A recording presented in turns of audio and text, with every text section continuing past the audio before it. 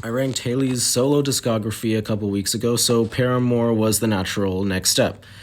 Last place, number 96, Interlude Holiday. It feels like a cop out to put an interlude last, but this one is annoying because it doesn't say anything, and also Jeremy co wrote it. So, 95, Be Alone.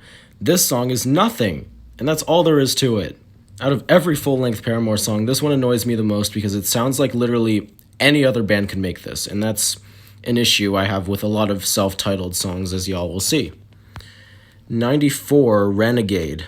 Another song that I just get nothing out of. The Singles Club songs are a very weird purgatory between Paramore's emo era and their generic era. And this song falls flat on its face with that combination for me, so it's just down here. 93, C'est Comme Ça.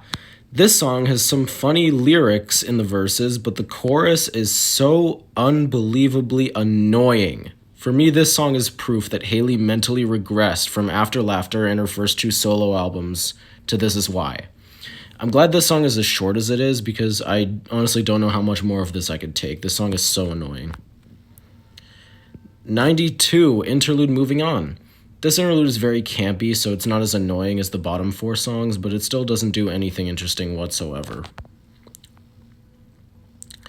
91, Interlude I'm Not Angry Anymore. This is my favorite self-titled interlude because it doesn't go on for longer than a minute. It doesn't irritate me or interest me. It is just an interlude. It is just there. 90, Native Tongue. The self-titled album is already way too long, and the last thing I want is 3 more songs to add to the nothingness of it.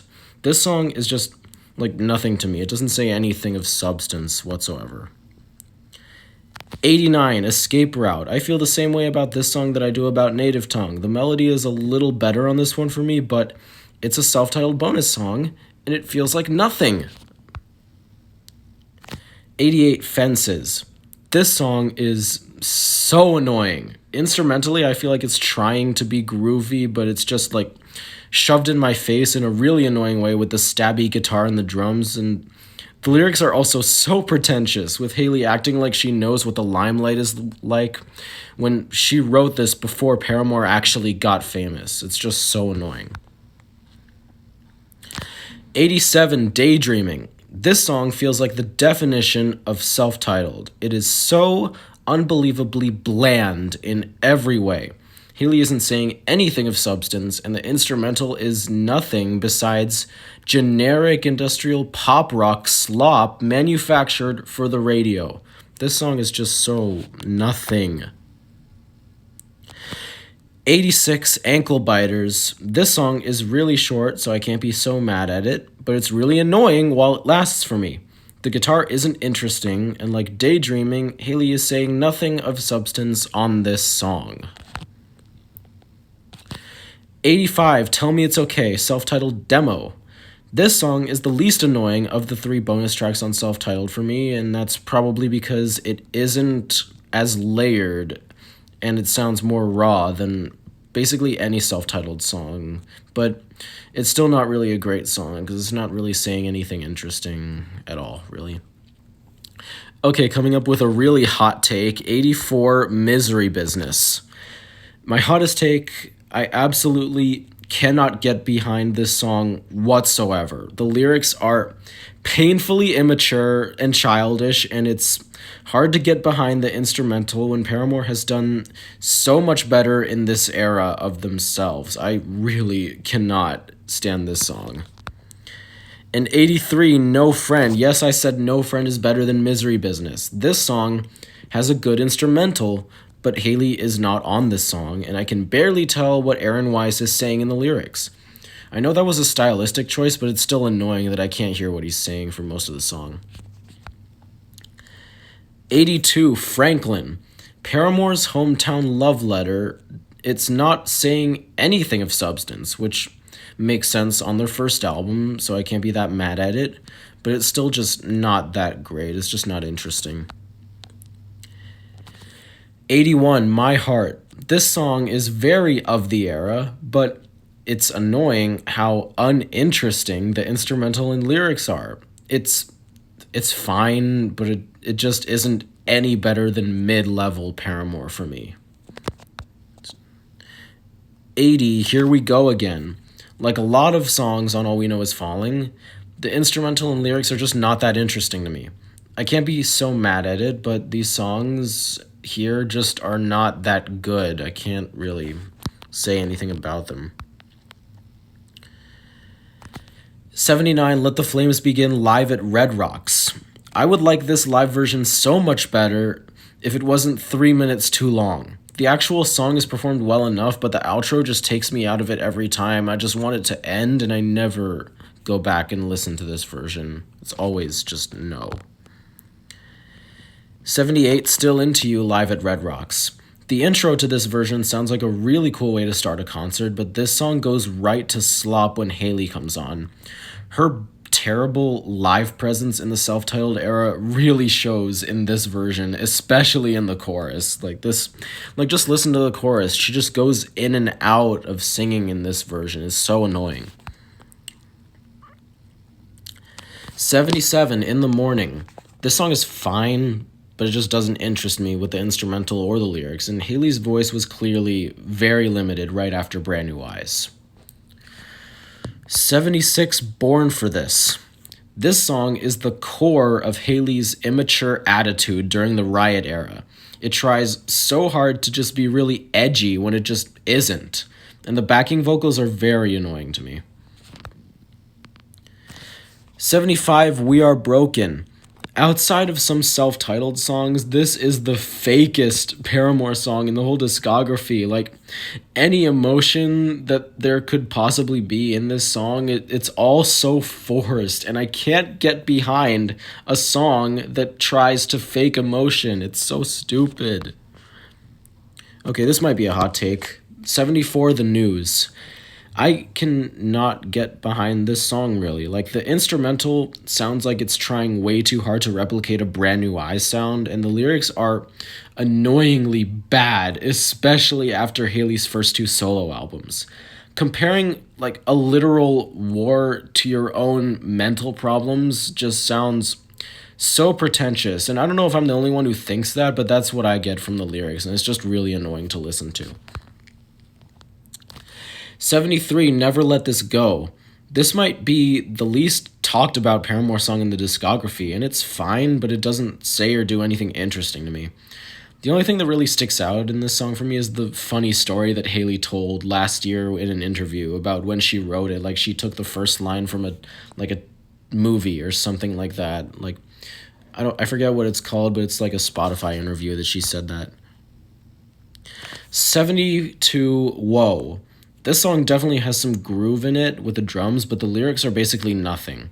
But I can say that this would be a lot more enjoyable at a live show, but it's not that fun on the studio version. 71, Misery Business acoustic version.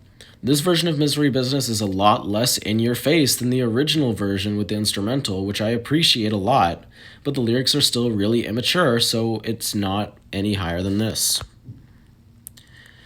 70, For Pessimist, I'm Pretty Optimistic.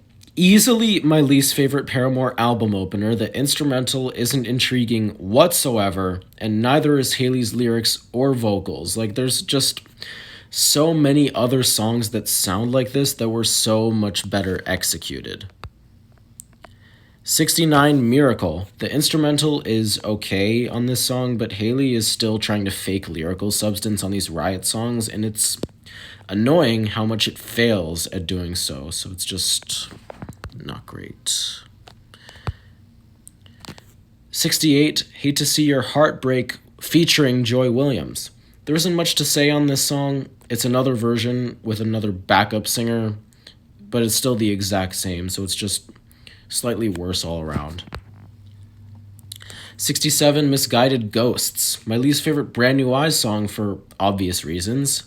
The lyrics sound okay, but the instrumental isn't that interesting. I love Brand New Eyes for its more punchy, loud, and dynamic instrumentals, and this song is acoustic, so it doesn't really have that, but it's still fine. The lyrics are pretty good. 66, Looking Up. This is probably the most irreverent Brand New Eyes song in the whole track list because the instrumental sounds exactly like the Feeling Sorry instrumental, and the lyrics are way less interesting than anything on the whole album for me. 65, Big Man Little Dignity. This song annoys me because I can tell Haley is putting a lot of effort in her writing, but the production is so uninteresting to me on this song, and the guitar feels really cartoony to me, which does not fit the subject matter whatsoever. So this song is just a really mixed bag for me. 64, Now. My favorite part of this song is the pre-chorus, but everything else is really mid-level to me. The instrumental is fine, the lyrics are fine, the vocals are fine. There's nothing really good in this song for me. It's just like try hard. 63, Brighter. Haley is singing her lungs out in the chorus, which is cool, but that's all this song has to offer for me. Like, the instrumental is just fine and the lyrics are just fine. Like, nothing is really bad, but nothing is really great either. 62, Feeling Sorry. Haley is saying a lot in the lyrics, but the instrumental takes me out of the song every time. Like, it grabs my attention with how punchy it is, but the instrumental itself with like the notes and everything, it's just not dynamic at all. And also, because of how punchy it is, it takes a lot of attention away from the lyrics, which I'm not really a fan of when it does that. 61, I Caught Myself. This song fits perfectly in Twilight, and that's all there is to it. The instrumental is good enough, but I'm not interested in what Haley is saying here. Like, but this is the end of the mid to bad song category, and now we're about to go into essentials.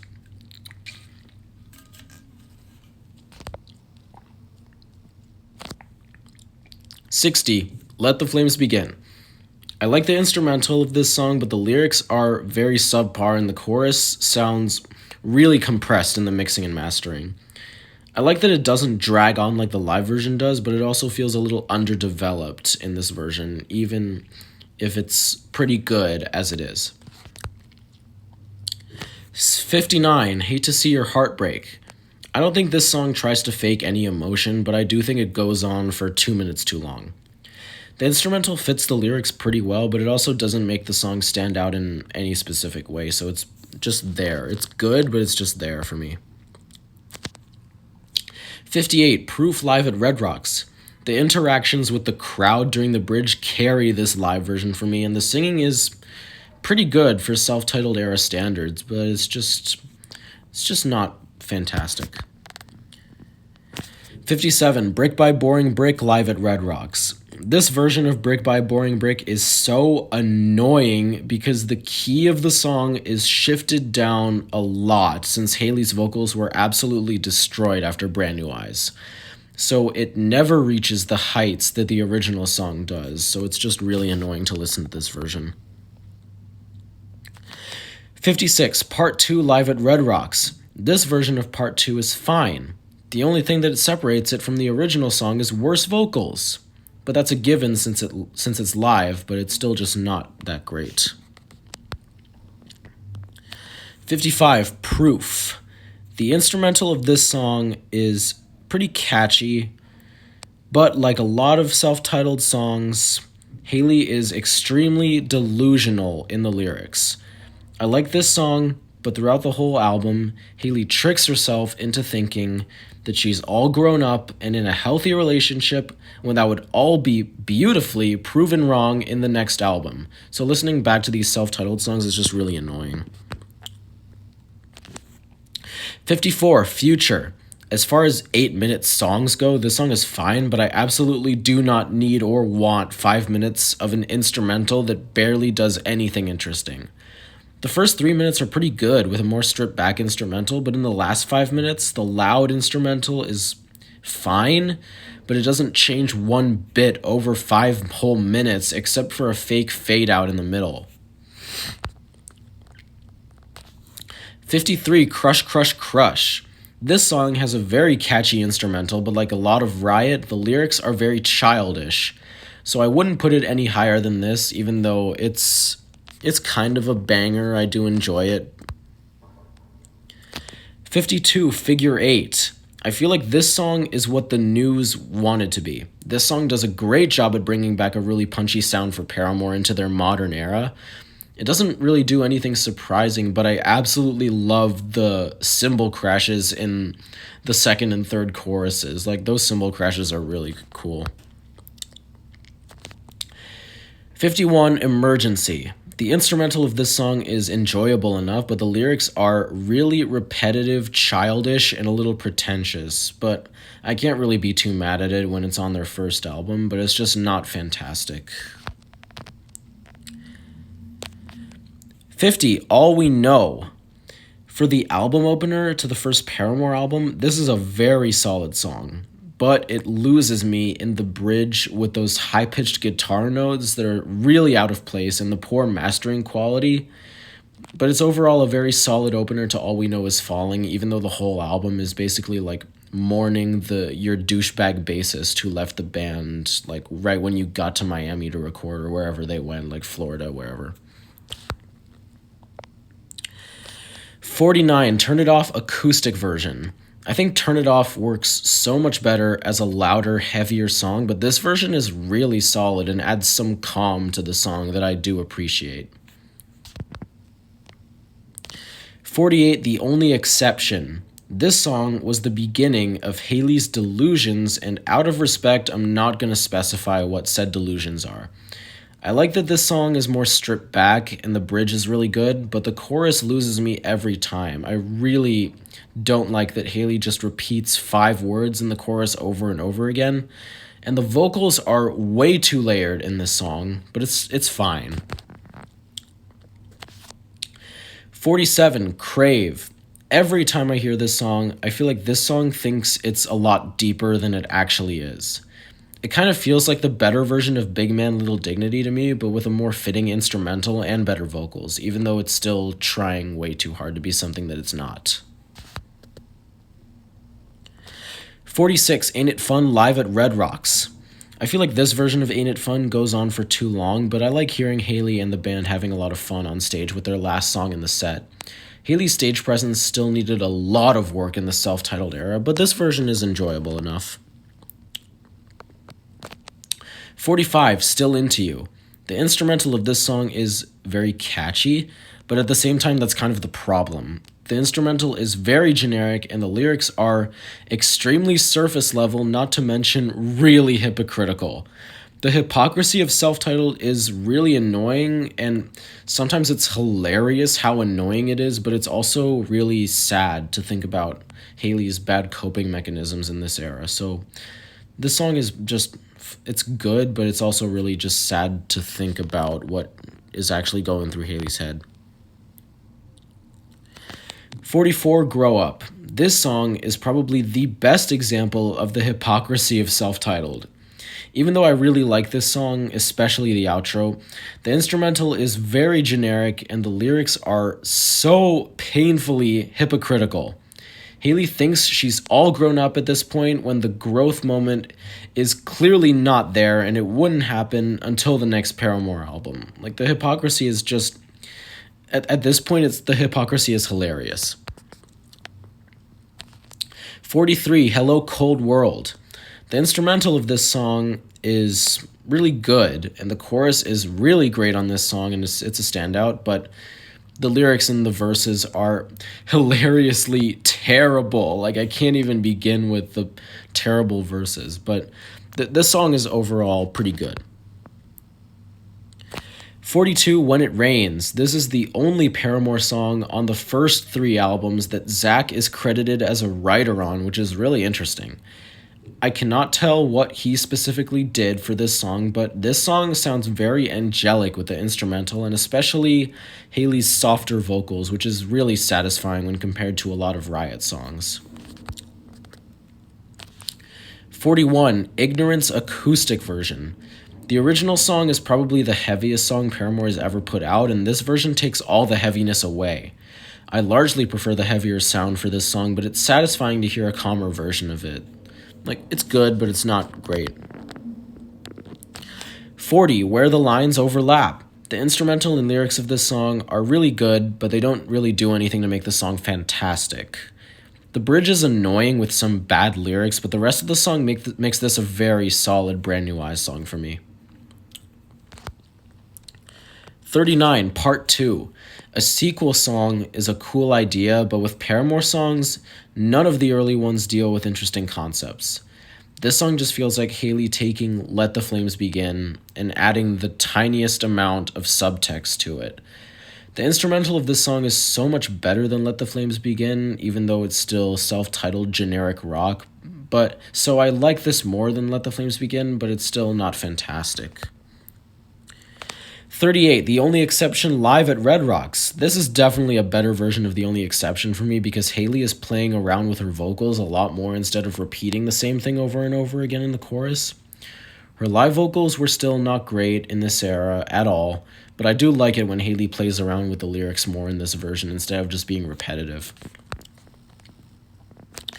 37, Decode live at Red Rocks. This version of Decode doesn't really do anything different from the original except slightly worse vocals, so I'm just putting it down here. Like, it's not great, not as good as the original, but still pretty good.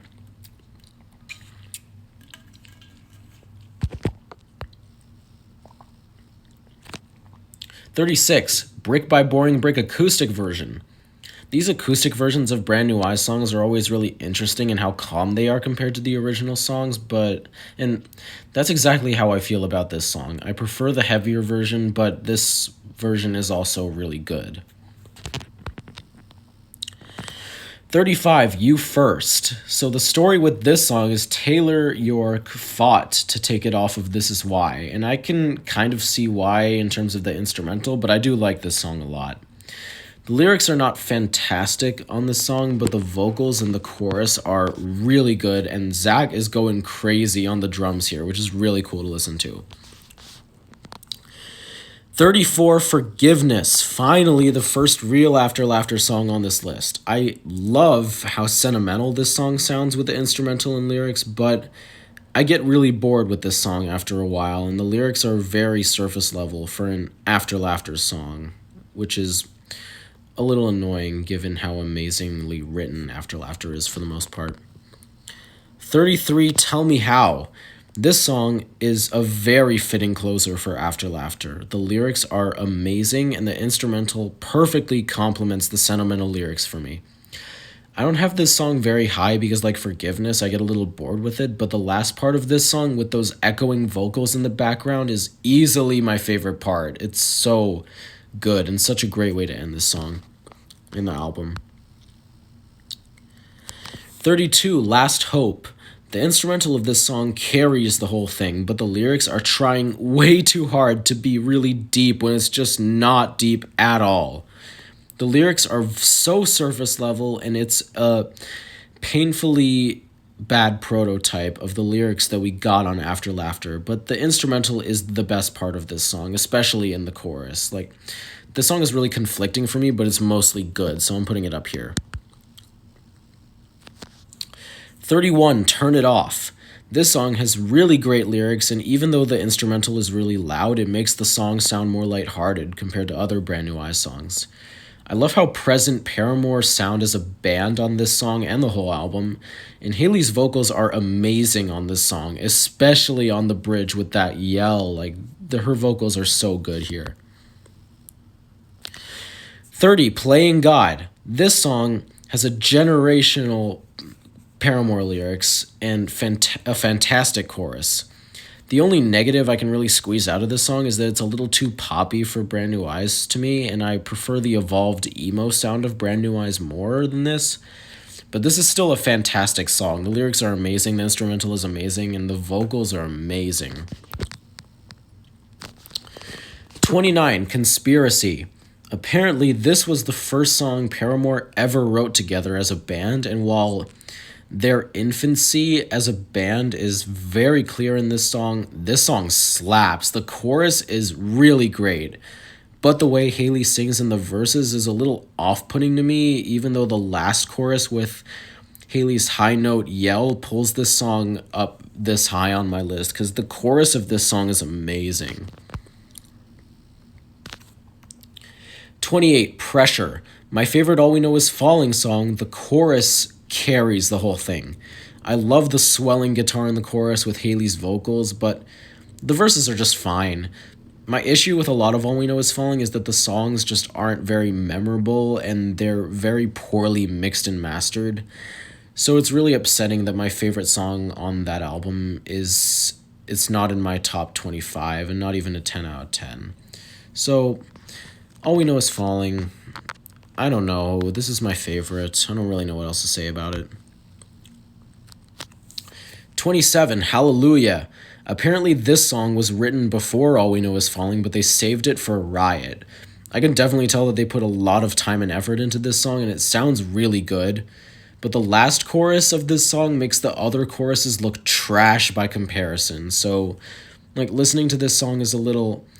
it leaves me wanting more because the first two choruses aren't nearly as good as the last one. 26, Decode Acoustic version. Out of every acoustic version of a Paramore song, this one is easily my favorite one. I think this version has a more fitting atmosphere than the original, especially with the strings they have in the background, but I still prefer the heavier sound of the original. 26. It would have been a better novelty to put this at 26th place, but it deserves to be top 25. This song is easily Paramore's most emotional song ever. The instrumental is so intimate and sentimental, and the lyrics are heartbreaking. I think the chorus of this song is easily Paramore's most well-written chorus, and the strings that they have in this song are amazing. But I do prefer it when After Laughter songs are a lot more focused on new wave synths and groovy bass lines that make me love After Laughter as much as I do. 24, Idol Worship. Speaking of groovy bass lines, this song is easily my biggest grower in Paramore's whole discography. I used to absolutely despise this song because of the la la la's before the chorus, but it only grew on me after I learned how to play this song on bass. I love the instrumental of this song so much, and the lyrics are so much better than I used to give it credit for, but I wouldn't put it in 10 out of 10. 23, Fast in My Car. The album opener for Self-Titled is surprisingly really strong. I really like the instrumental, and the lyrics are taken a lot less seriously on this song, which I think fits it better.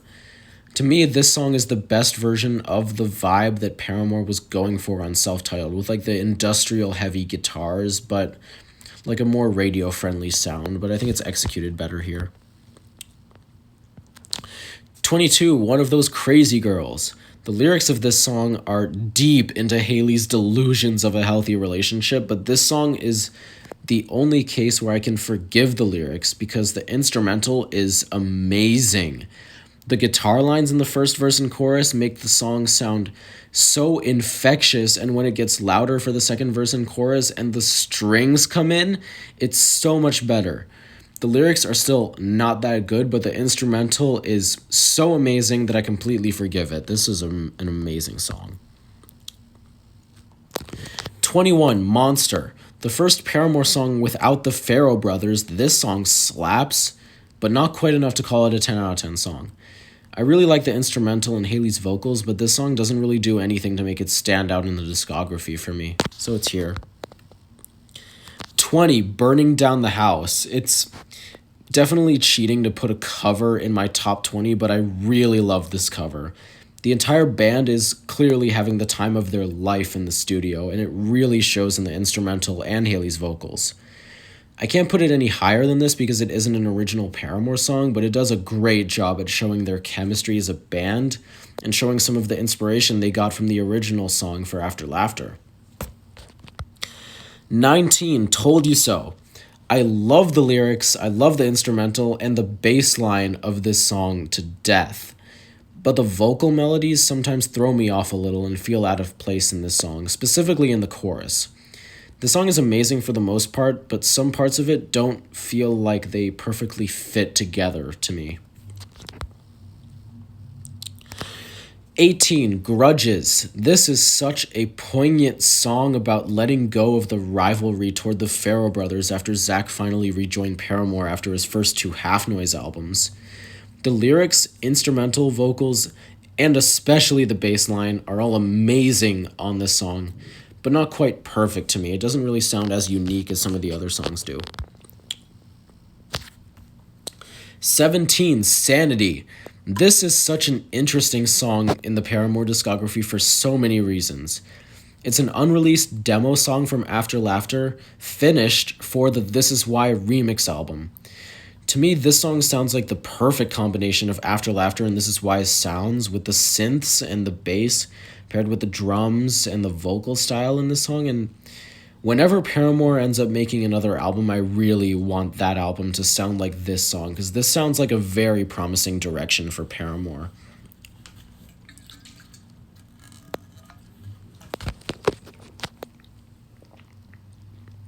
Getting into my S tier 10 out of 10 songs. 16, Ignorance. This song is the perfect personification of Haley and Josh's rivalry during the Brand New Eyes era. The lyrics and instrumental are super angsty and they complement each other perfectly. And Haley's vocals are so perfect on this song. She is screaming her lungs out on that chorus. 15, Ain't It Fun. Easily my favorite self-titled song, even though this is the most popular Paramore song. This song is so groovy and addictive. Last Hope felt like a very weak lyrical precursor to After Laughter to me, but this song feels like a very effective instrumental precursor to After Laughter. The marimba production is setting up After Laughter perfectly, and the gospel choir they got in the background of this song sounds so good, and I love how long the outro goes on. This song is so good. 14, Liar. It's painfully obvious that the whole point of this song was undone in Ego Death at a Bachelorette Party, but this song is just so sentimental and beautiful on its own. The lyrics are fantastic, and the instrumental complements them perfectly. I love that every aspect of this song has so much room to breathe, with Haley's soft vocals and the really soft guitar and drums. The lyrics were obviously undone like 2 years later, but they're still really fantastic, and the instrumental makes it very easy to get lost in how sentimental it is. 13, Pool. This song feels like a pool party in the best way possible, and I love it when a song perfectly fits the vibe that it goes for. Sonically and lyrically, this is a very interesting precursor to Crystal Clear on Petals for Armor, and is clearly a lot darker than Crystal Clear lyrically. Like, the lyrics are another case of Haley lying to herself, but it's so much more tragic than the self-titled songs that were more playful, that talked about this subject matter. And I love how vulnerable Haley is on this whole album with her lyrics and vocals. And with this song, it's just really sad. And the lyrics are just so sad on this album, but the instrumental is so light. I just love, like, the dramatic shift between lyrics and instrumental on the whole album. 12, Caught in the Middle. I can't get over how addictive the guitar and bass of this song is. Apparently, in the case of this song, Taylor York got ideas while on vacation, but he didn't have his full rig with him, so he resorted to just his guitars, and it paid off so well to me. The lyrics are a little surface level on this song, but it's still saying something real and relatable as the infectious guitar melodies and bass line continue in the verses and the chorus, and this is just such a standout on After Laughter for me. 11, Decode. Out of every really popular Paramore song, this one is easily my favorite. The guitar riff is some of Josh Farrow's best work ever, and the chorus slaps so hard every single time. Every member of the band is going all in and giving 100%, but since it's written for a movie and not for an album, it isn't quite top 10 material for me, so it's just here.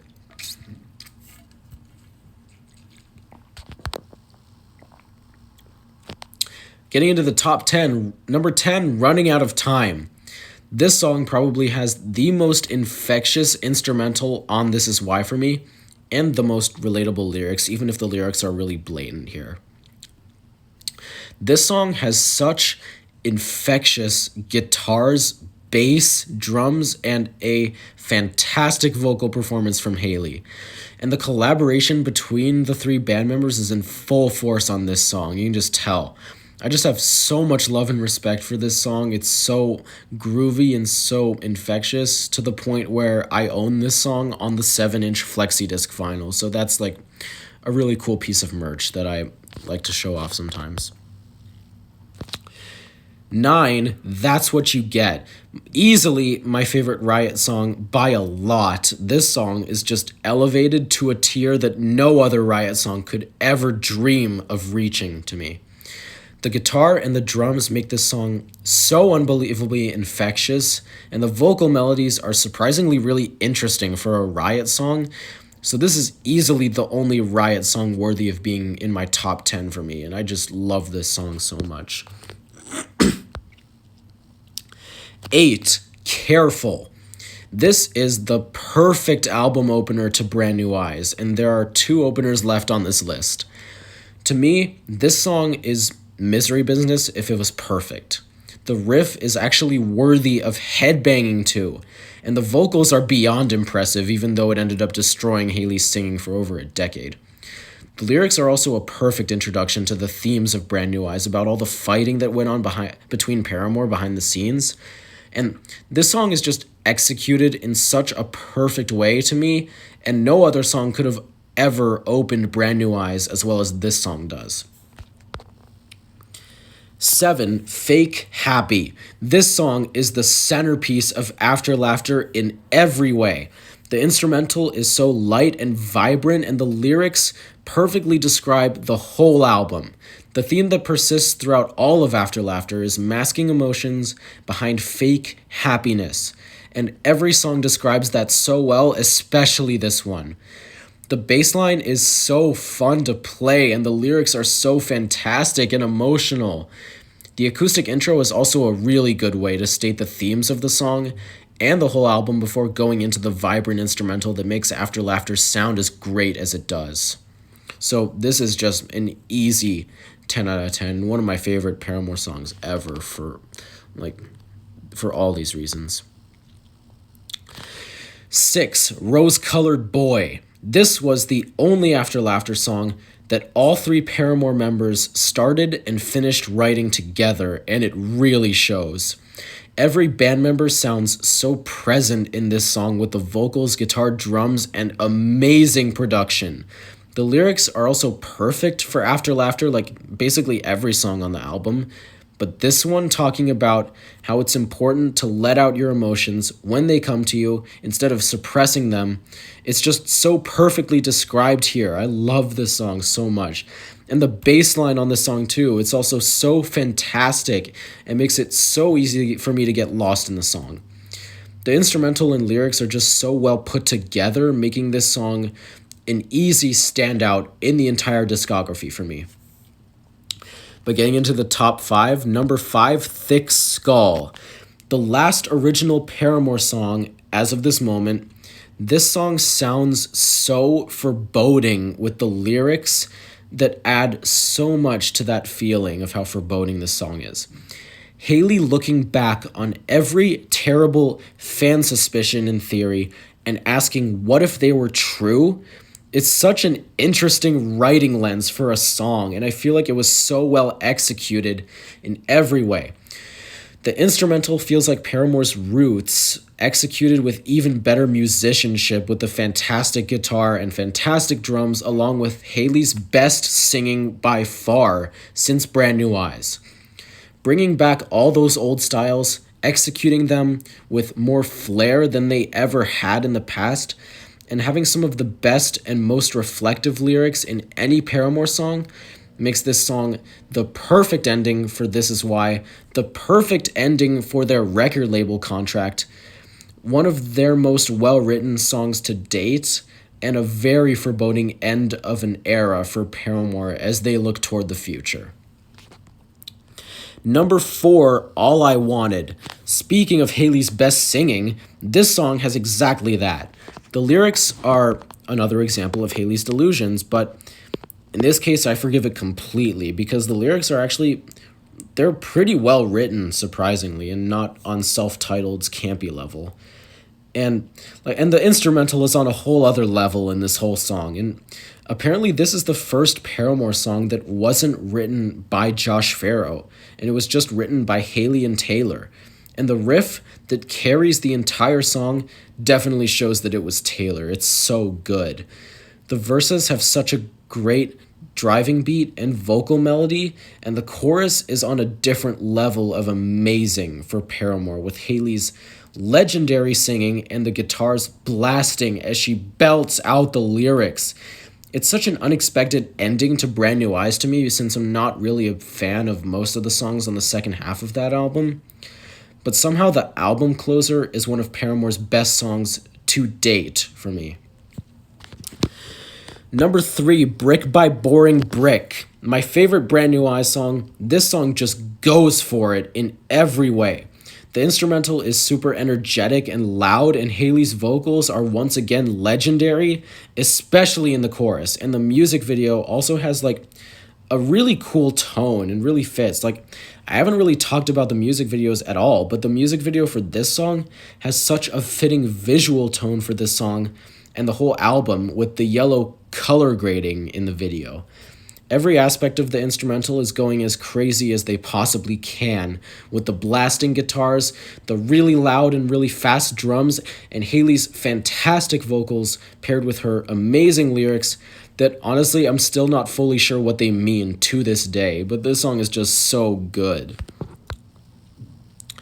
Number 2, Hard Times. Easily my favorite After Laughter song.